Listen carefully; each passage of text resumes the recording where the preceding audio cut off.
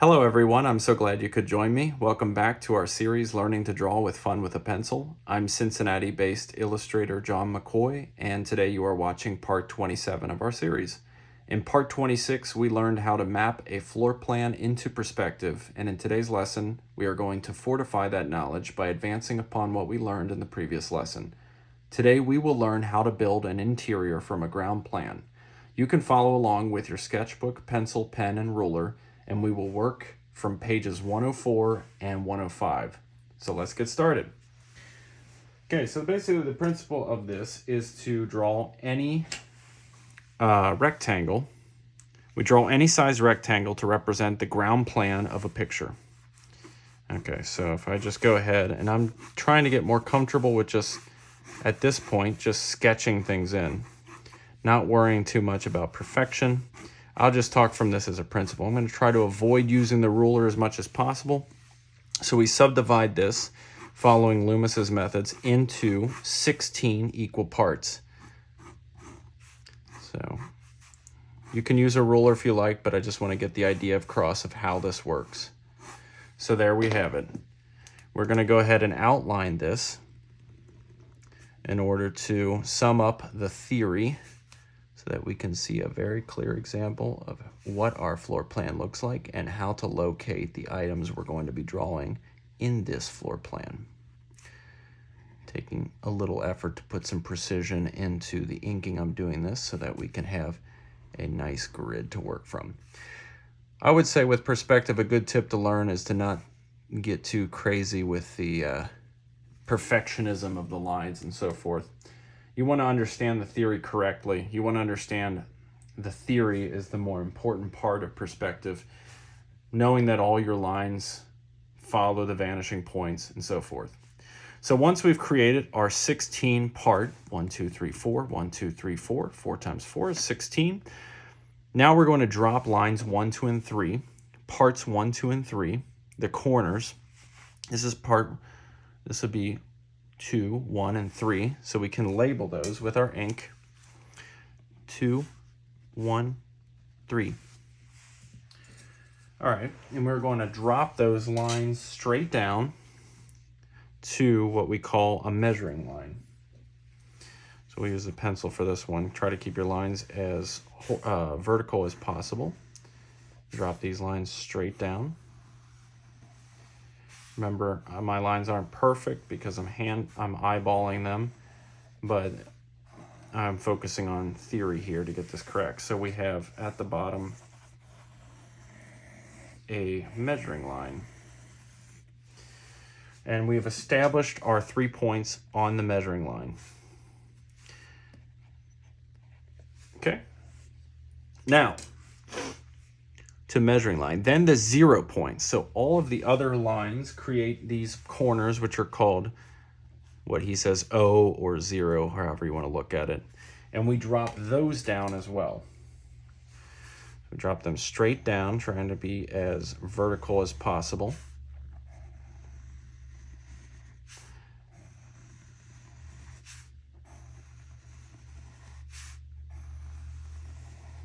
Notice how the ones to the right are wider apart. That's okay. Now, he says we establish a measuring point over the middle of measuring lines. So right in the middle of our measuring line. And this one I'm going to use a ruler. Right in the middle of our measuring line.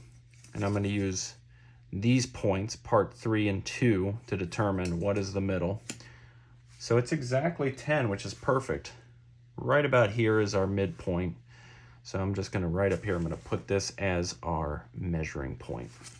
All right, now that we have our measuring point established, the process to identify where our corners will be projected into perspective is by, now we want to establish our horizon line first. Don't forget that part. So we're going to establish our horizon line all the way across, making sure that we have ample room to be able to draw our vanishing points, because that's what's going to be coming next. Now in this case, we're going to place our 2 vanishing points. I'm going to see if I can get away with fitting them onto the page. This is why I drew this very small, so that I would have enough room. Remember, as we learned in the previous lesson, that vanishing points are always extremely far away. This one may be even a little tight, but for the sake of our drawing and the principle of learning the theory behind how to build an interior from a ground plan, I'm going to try to squeeze everything on the same page. Okay, now connect point 1 with both vanishing points. So point 1 is this one we dropped down from the corner. This is point 1. Let me actually put that in ink so we know. And then we're going to connect that point with the vanishing points here. Make sure I'm labeling this really well. This is VP and VP. Okay, now we'll draw this one in pencil to make sure that we don't get confused here. We have one line, and then to the other vanishing point, the other line. We go on to step 3, connect points 2 and 3 on the measuring line with the measuring point. So these are points 2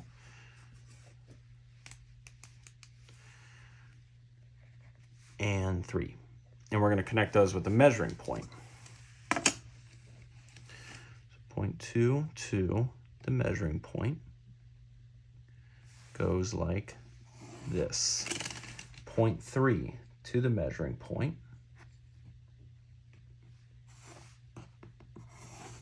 Bingo. Now, he says the corners 2 and 3 are now established. So where are those corners? Where they meet the vanishing line from point 1. These are now the corners of our rectangle up here projected into perspective. And basically we've established, the hard part's over. We've established what we're doing for. Now, connect those with the vanishing point. So connect points to the corners to the vanishing point. Makes perfect sense, right? There's those points connected to the vanishing points. Same on this side, connecting that corner to our other vanishing point.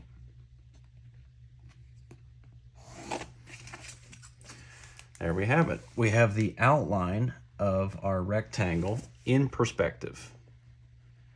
Now to establish the rest of the grid, it makes pretty simple sense. Do the same with the 0 points. So now we are doing first the 0 points. We have to keep in mind we're not taking the 0 points. These are not the 0 points on the edge of our thing because look, this is too wide, that's too thin. So make sure you're getting the 0 points down here on this line, and then we're going to take them like we did before and connect them to the measuring point. Then when we've connected them to the measuring point, and try to draw lightly so we don't get too many lines going on here, we will have established our points on the rectangle by following that practice. This might take a little bit of time, but that's all right. Take your time. If you want, well, let's draw that line just so we can understand how this process is coming together. Let's go ahead and finish this out. 0 points to measuring point. 0 points to measuring point. That one's lined perfectly up. We don't even have to do that one. 0 points to measuring point. 0 points to measuring point. That's the last one. So now we can find where those lines connect with our rectangle, and that's how we have established. It's always these diagonals where they connect. Now we're going to connect those dots, literally connect the dots with the vanishing points. Now this is starting to make a lot of sense. This I'm going to skip the pencil because we don't really need it. Go straight to ink to get these lines in there in perspective. It's looking very beautiful, thank God. All right. There we have it, our grid on one angle. Now we follow through with the other 0 points. Not these ones, don't get confused. They're the ones that are on the edge that we've used our measuring point to achieve. Okay. We have the midpoint one vanishing here beautifully. And we're gonna go here. Boom, there it is. Our grid has been created, and ladies and gentlemen, we can move on to part 2 of building an interior from a ground plan. Part 2 resumes on page 105, and basically the principle is very beautiful, very simple technique. we're going to create our own floor plan in this little small space. We'll put the fireplace here. We will put a couch right here. And this is a lot of eyeballing, basically. Understanding the principles of perspective. We're going to put a table here, and we're going to put a lamp here, and then we'll squeeze in 2 chairs, like so. We're taking artistic liberty here. They're facing each other, and we'll put a window here. Maybe we'll put a door over here, like Loomis says. We're following his, but we're also kind of creating our own little floor space. And then we have another window right there. So if we want, we can go ahead and ink those in. Here's our first little chair with the backing and the arms. We'll throw the couch in there. Cozy little couch right in front of the window right here. Here's a window. There's a door. There's a nice cozy little fireplace. Another window here. A chair facing the other chairs as if people were sitting here having a conversation. And then we are drawing a round table with a lamp on top. So that's it. That's our floor plan. Now, how do we get that down to there? Loomis basically says there's a complicated technique of using measuring points, but he suggests we actually, or his first suggestion is to locate the furniture on the ground plane by the 16 squares. So basically, as we learned in the previous lesson, and that's what I'm going to focus on, we can locate the positions of the furniture onto this grid by using the grid. It's very simple. So let's start one by one. We would realize that we would have inside these 2 squares back here is going to occupy the bottom. We'll draw the floor plan first of our object, the floor plan of the couch. Let's draw all the floor plans in perspective first and then worry about pulling them up and then putting them to the vanishing points. But that is something that's going to be intuitively done. We have a door here. We have a fireplace that basically occupies the midpoints of these 2 sections of a grid. And let's focus on drawing those first. So basically at this point, it's pretty simple. We can kind of just sketch our way up. We have the floor plan of this little couch here. And we decide how high we want it to go. But we keep in mind these vanishing points when we create so we can make that parallel to that vanishing point line. Same with this one, parallel. And then this one going back to this one. If you need to use your ruler, that's okay. There's nothing wrong with that. But we can add depth to these little couches. The principle really is going to work a lot better for if you don't worry too much about the ruler. If you got to use it, that's great, that's fine. But the idea with perspective is to kind of understand these things in a way that you don't get burdened down with rulers and so forth. So we have our little couch there, and then we said we'd put a window behind that couch, so that's up to us how far. This sometimes you'll play it by ear, but you'll find out when it's kind of helpful to use these lines of perspective lines and stuff, when you need to use them, when you don't need to use them, so on and so forth. Sometimes you need to check a line, like if this window was really high and it was up here, we might use a perspective line back to this left vanishing point to see how that angles down. But when everything's so close, and especially when you have a lot of vanishing point lines already drawn, it's okay. So I'm just going and eyeballing these things. I'm starting, of course, with the outside exterior of the room. Why? Because it's further in the back, and whatever stuff that's floating in here is going to be a little trickier because it really depends on how you look at it. You can look at it a number of ways.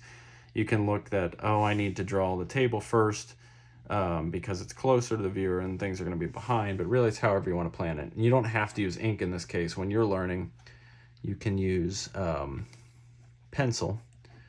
I find that the ink was useful in this particular case because it provides a nice sharp line for me to be able to draw when it comes up clearly on the video for such a small little space. So here we've established the couch. If you want, you can add a little depth and put some shading to tell that there's light coming from the window. I wouldn't get too much into shadow because we're going to be learning that in the next few videos, but this kind of establishes how you can draw a floor plan. Okay, so let's do the door next. The door we said was over in this space right over here. So right here we have a door, completely vertical because we only have 2 points of perspective. I'm going to make this one, I'm going to use I'm going to make use of the vanishing point because I want to make it that tall, and I'm not 100% certain of the angle of the door because there's not a lot of guidelines around here. And it's a very tall object. If I was close to, if I'm already close, like I'm drawing something on the floor, I have all of these lines telling me how perspective goes. But because this one is kind of floating in the middle of nowhere, I wanted to make sure I had taken advantage of a ruler in the vanishing point. So it's all really up to how you want to do it. Or what you feel like you need to do if you need to take a check at that. But really, it's helpful once you know the perspective principles to try to do perspective as much without taking advantage of those rulers, because those can be distracting, can take you out of that intuitive thought.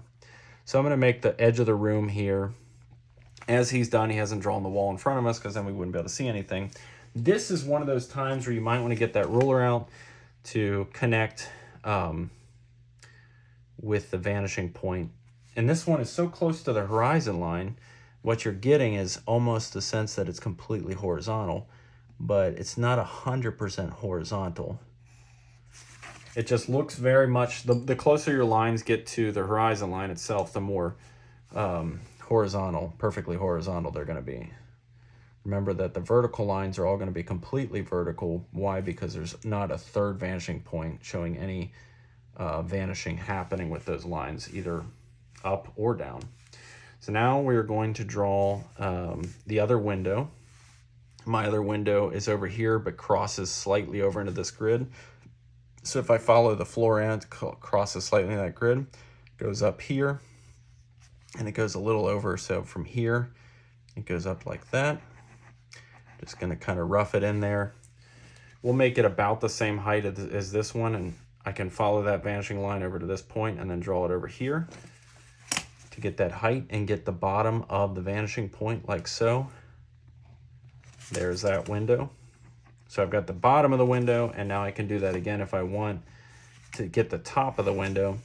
If I want, I can use the top of this window to this vanishing point and then connect it to here. And now I've established a point there that I can draw through the vanishing point and that point to get the top of the window here to be the same height as the other window on the other wall.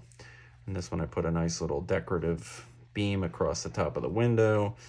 I'm going to follow the same pattern here.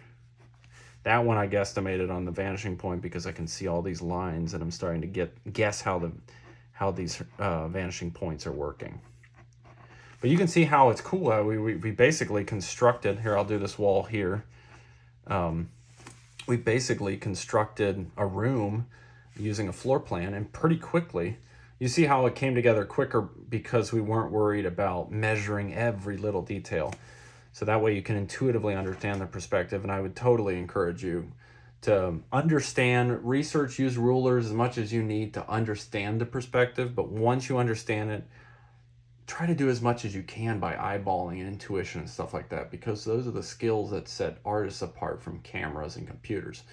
We can, as human beings, we can use our intuition and understand the underlying principle behind a concept like perspective, which is so awesome, and use that theory while understanding it in a way that we don't need to be bound by. Okay, so how do I get the height of the wall over here? How far do I need to go up? We basically have established the height of the wall here, so if we connect to the vanishing point through to that line, we'll create a perfect line over to here. Like I said, the closer you get to the horizon line, which is right here, the more horizontal the lines are going to appear. But here we can draw that wall up to there. Sometimes you like to have fun with it and add a little bit of exterior thickness to the wall, just to have like this is like a scientific analysis of this room, or like a stage, like you're setting up a little stage. So I'll do the same over here, but this wall has some thickness to it, so we're seeing almost like a little stage where we can put our characters. Now we have four more pieces of furniture, the 2 chairs, the table, and the fireplace. Let's do the fireplace first.